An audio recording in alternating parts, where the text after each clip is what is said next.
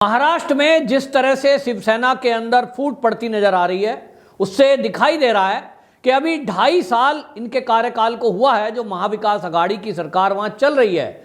लेकिन जिस तरह से अभी राज्यसभा के लिए चुनाव हुआ और उस राज्यसभा के चुनाव में भारतीय जनता पार्टी ने बाजी मारी और शिवसेना को मुंह की खानी पड़ी, इसको देखते हुए अब देवेंद्र फडणवीस जो हैं, जो पूर्व मुख्यमंत्री हैं, वो उत्साह में हैं और उनको बाकायदा जिस तरह से उन्होंने अपने 3 के 3 कैंडिडेट राज्यसभा में भेजने में वो कामयाब रहे हैं। इसको देखते हुए आपको बता दूं, जो महाविकास आघाड़ी में शामिल है एनसीपी, उसके जो चीफ हैं शरद पवार, उन्होंने भी देवेंद्र फडणवीस की तारीफ करते हुए कहा है कि देवेंद्र फडणवीस ने बाकायदा चमत्कार कर दिखाया है। अब ये जो चमत्कारी देवेंद्र फडणवीस हैं, इनका अब अगला बयान शिवसेना के उन विधायकों को लेकर आया है जो उनके अनुसार वो कहते हैं कि ये शिवसेना में हैं जरूर, लेकिन इनको घुटन महसूस हो रही है क्योंकि शिवसेना ने अभी हाल ही में राज्यसभा चुनाव को लेकर जिस तरह से अपनी विचारधारा में परिवर्तन किया, जिस तरह से एमआईएम का समर्थन लिया, वैसी की पार्टी से समर्थन लिया, इसको लेकर उनकी काफी आलोचना हो रही है। यहां लोग कह रहे हैं, महाराष्ट्र के लोग कह रहे हैं कि भाई एक तरफ तो ऐसी पार्टी जो हमेशा हिंदुओं के विरुद्ध बोलती है, जो हमेशा राम मंदिर के विरुद्ध में रही, और ऐसा ओवैसी जो हमेशा भड़काऊ भाषण देता है, ऐसे व्यक्ति से समर्थन लेने की जरूरत क्या थी? केवल आपको इसलिए समर्थन चाहिए था कि आपका एक सदस्य और राज्यसभा में जा सके। क्या इसके लिए आप अपनी विचारधारा को दरकिनार करेंगे?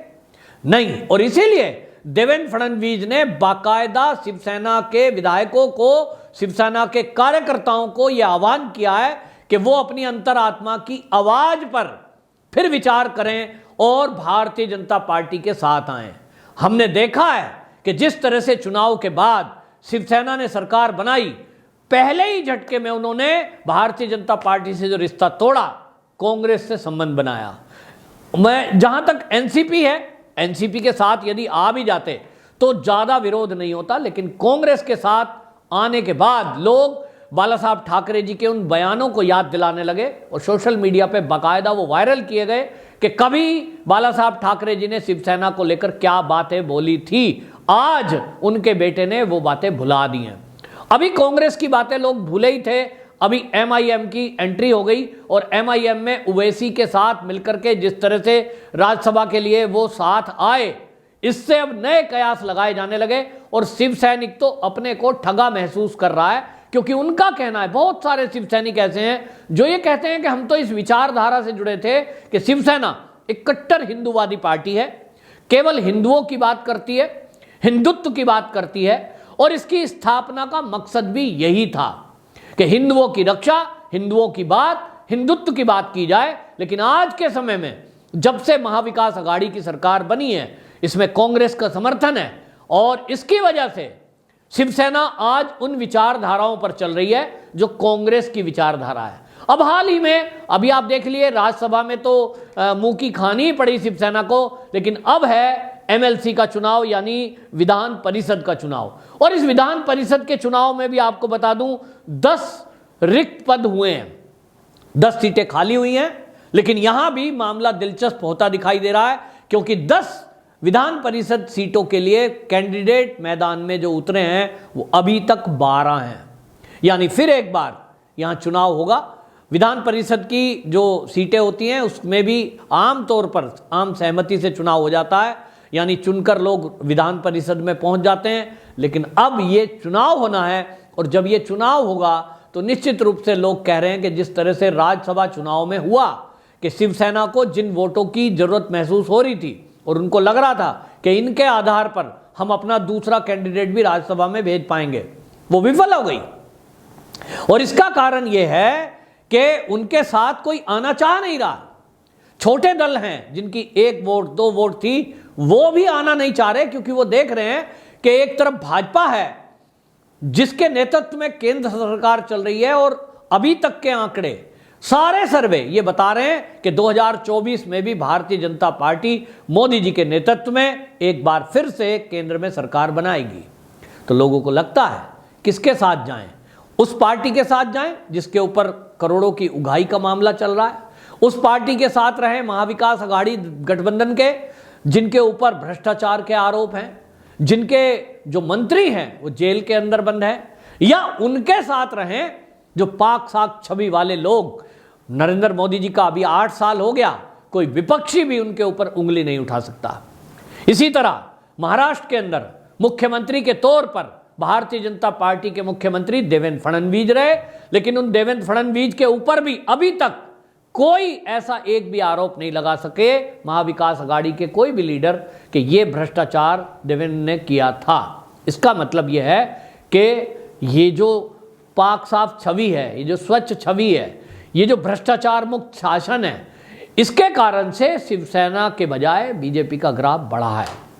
और इसी कारण से जो छोटे दल हैं, जो निर्दलीय हैं, वो सब के सब भारतीय जनता पार्टी की तरफ आकर्षित हो रहे हैं। और इसी बेस पर आपको बताएं, एक बार फिर से विधान परिषद की 10 सीटों के लिए जो चुनाव हो रहा है, उसमें भारतीय जनता पार्टी को अपने कैंडिडेटों को विधान परिषद में भेजने में पूरा भरोसा है।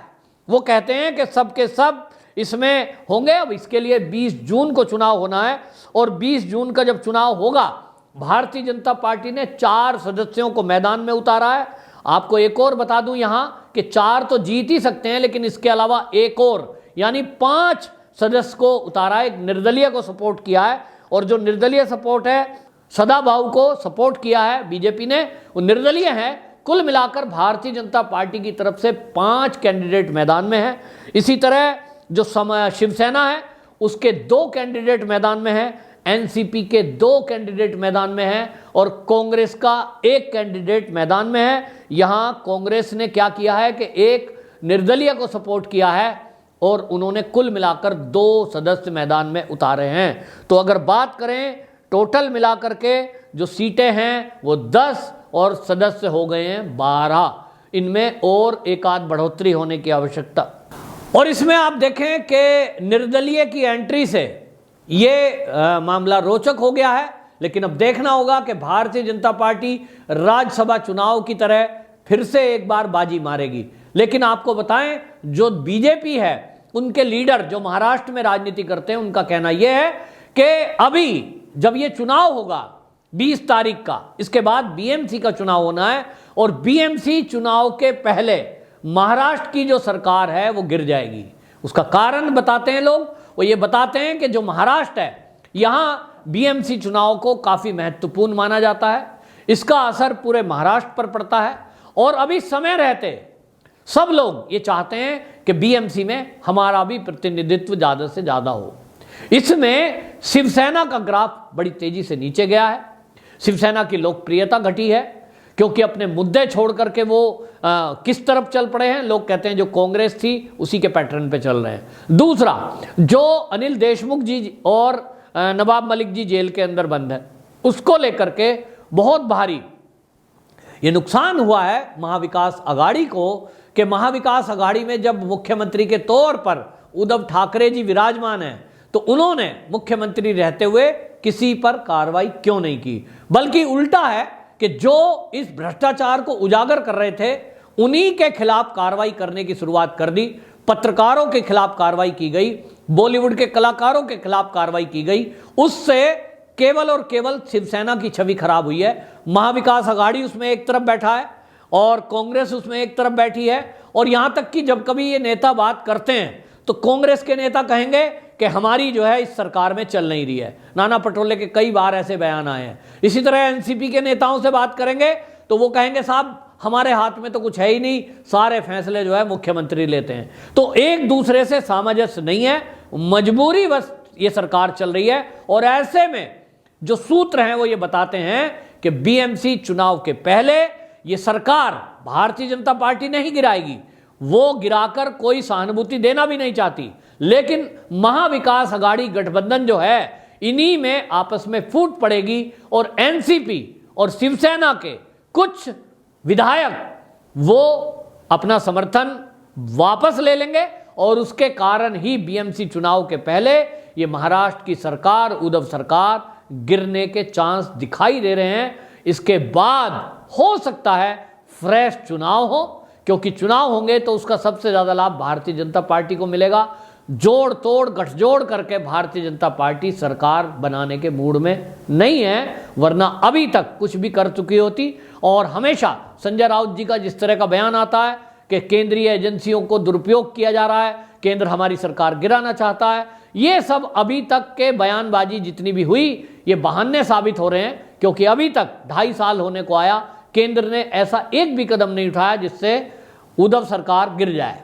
वो अपने आप गिरेगी, अपने उनके जो समर्थक हैं वो समर्थन वापस लेंगे तब गिरेगी, क्योंकि महाविकास अघाड़ी के पास पूरा समर्थन है। और ऐसी चुनी हुई सरकार को भारतीय जनता पार्टी किसी भी राज्य में गिराने के मूड में नहीं है, बेशक वो पश्चिम बंगाल क्यों ना हो। तो महाराष्ट्र में तो उनका लगाव है, और महाराष्ट्र में स्थिति पश्चिम बंगाल जैसी भी नहीं है, लेकिन यहाँ जनता में जिस तरह का आक्रोश शिवसेना के प्रति पनपा है, उसको देखते हुए शिवसेना के जो विधायक हैं खुद ही छोड़कर मैदान वो भारतीय जनता पार्टी के साथ आएंगे या समर्थन वापस लेंगे। वंदे मातरम।